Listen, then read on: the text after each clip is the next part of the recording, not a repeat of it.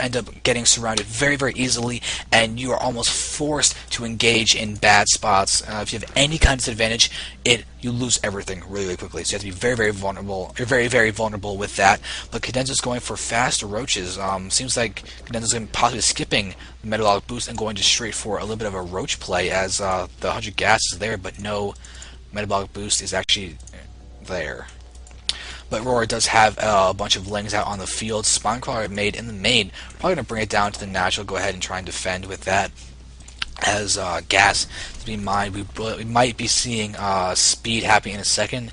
We'll see if the drones are just going to stay on that gas. 100 is there. 100 is there. And there we go. I like being able to call that kind of thing. It looks like we're actually going to see a death for a CadenZa Overlord. As long as the vision is there. Yep, there's Aurora doing a nice move. Bringing the link for the vision and allowing the Queen to just easily range death that Overlord.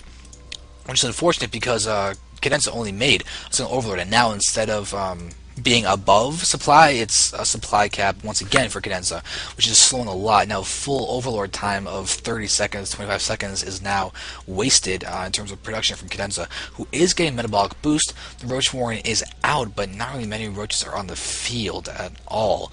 Over here for Aurora, we've got a couple lings on the field as lings are trying and scouting to stay out of the range of that. But nice move, trying to get the flank and surround, but CadenZa, good speed, going to pull back, and will not get into the main base. Will not see this Evo chamber going down for Aurora, who seems to be going for a very, very heavy ling play without banelings, or never mind, Missile is actually being researched, but I don't see a Roach War on the field for Aurora at all, which is interesting. Again, the very early Roach attack upgrade, which is going to be indicative of Aurora playing for the mid game, trying to get the fast attack upgrades for when they're useful later on, and not right now.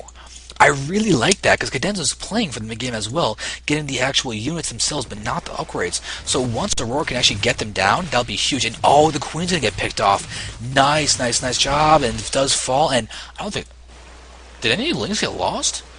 Maybe one or two lings got lost, but God, that's such a good trade for Aurora. I need to take a drink because my throat's done hurt and I want to cast this whole thing. Okay, so now we're going to continue actually take a look at what's going on instead of just watching me drink water. Let's go with the Overlord spreader for the vision. CadenZa's got this one in the front. Aurora's got a very forward one as well, and a good spot. Forces are under attack as Roach is getting surrounded. Aurora is going to get a nice engagement in here. Probably retreat after killing that one Roach. It's kind of hard to tell who would win that Ling battle, but possibly, I don't know, it depends on the position in that case. But oh my god, fast third from CadenZa. This is interesting. They're both playing for the future, and I like it. ZVZ macro, and I like it. But lair is out for Aurora. If we take a look over here, CadenZa is just now starting the lair. This is a really interesting time build from Aurora in terms of the just the Roach tech that is going to be available. 2 spawns are here, and that should be enough to actually allow Aurora to win this battle, the defensive advantage. Oh yeah, just completely.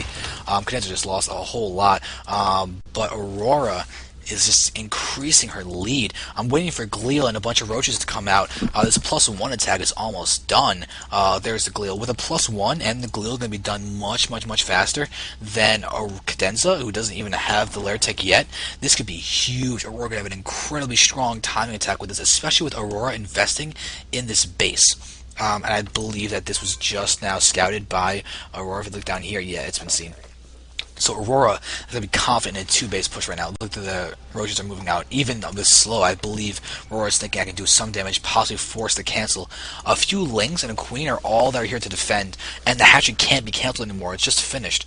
But this attack is going to be coming down. This should be really close in terms of reinforcing. Once again, a queen going to be completely surrounded, and it will die. Nice pickoffs. Aurora's got that +1 attack. Lings are going to go ahead and try and circle around. Roaches are now here for CadenZa, but once again, Aurora has +1 attack and is focusing down the hatchery, taking that down, and that will fall. And now Aurora's going to try and pull back, but no, it's not going to happen. Not with the surround that CadenZa has. Broodlings are helping out as well in terms of just the surrounding and making sure that Aurora cannot pull back, but still, that base is gone. And in the midst of this attack, base went down for Aurora. Good job defending it with aggression, but the food counts are more and more even now. These guys are still trying to, girls are still trying to just trade in their favor and just playing safely, but with this third going down, it's definitely a good thing. And oh, the larvae die when they go off creep, by the way. I was wondering what happened to them when everything went down in that respect. It's larvae die off creep. Well, let's go off creep already so I can show you its death, because there's kind of an attack about to happen. There we go. And now I can go to the attack that's about to happen. Okay. So now hatchery's almost done, but we're going to see a push coming in here. We do have things going down. Looks like this queen's going to fall as these roaches are going to engage, but there's spine crawlers in here to help Aurora. Plus CadenZa does not have the +1 that Aurora does. Aurora's lings are now here as well, but lings are going to run around trying to get at the very least a scout, pick off a drone or two. It looks like 1 or 2 drones will actually manage to fall, but still handled successfully well by Aurora. No trouble at all. I don't know why I said successfully well. It's kind of unnecessary to say both. It was handled well, or it was handled successfully, but to be both, I guess that's just Aurora being awesome.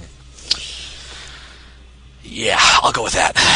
Okay, but over here we take a look at what the CadenZa is going for in terms of tech. +1 attack is done, another extractor is going down, a hydrogen is out, no groove spine being researched quite yet, but CadenZa is doing a good job of taking back up and trying to stabilize and going for an interesting tech choice with the hydras, when especially Aurora is going for the infestors. They are in production, and passion glands is almost done. And oh, by the way, Zerg players out there, something you can really do to help you in times when people are going for tech along the lines of infestors, you can use your overseers and contaminate in order to delay the passion glands, so the infestors actually pop out with 50 energy instead of 75. I'm casting. Okay, so now they're moving forward. So now these guys are moving forward. What is it?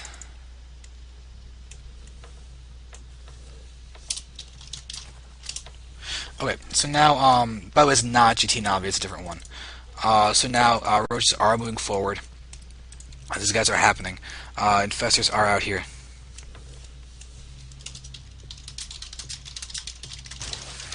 Okay. Okay. So now we're going to see moving. There's a nice fumbles going on as CadenZa is actually taking a lot of losses. More roaches are moving down. You've got Hydras getting taken out, and it seems that Aurora's been able to completely decimate this. Yeah, these guys are going down. There's just death happening. So now Aurora has a great opportunity to push in and attack, especially because we're having a double expand happening from CadenZa, trying to get back in this economically. But Aurora's third base is really stable right now, in a much better position, can afford to trade, better income, better army, better upgrades too. CadenZa's just at +1. Aurora's got the +2. A couple infested Terran being thrown down to help with the DPS and just soaking up the damage. But with these upgrades, the infested Terran has so much DPS, dealing 10 damage per shot and attacking very quickly. CadenZa has a better surround right now, but that gets reversed because Aurora's got reinforcements streaming in.